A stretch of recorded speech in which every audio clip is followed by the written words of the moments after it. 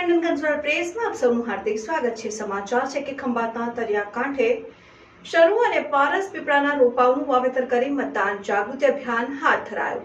લોકસભા સામાન્ય ચૂંટણી થતા ખંભાત વિધાનસભા પેટા ચૂંટણીને અનુલક્ષીને જિલ્લા ચૂંટણી અધિકારી શ્રી પ્રવીણ ચૌધરીના માર્ગદર્શન હેઠળ સમગ્ર ચૂંટણી તંત્ર દ્વારા જિલ્લાભરમાં મતદાન જાગૃતિના વિશેષ પ્રયાસ કરવામાં આવી રહ્યા છે।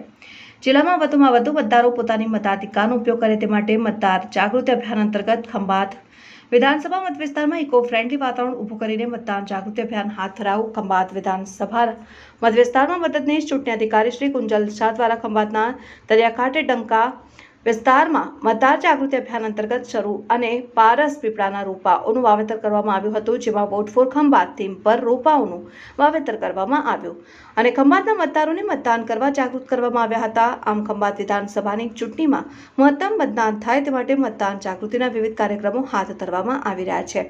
આ પ્રસંગે મામલતદાર શ્રી, તાલુકા વિકાસ અધિકારી શ્રી, CDP શ્રીઓ તથા મોટી સંખ્યામાં નગરજનો ઉપસ્થિત રહ્યા હતા।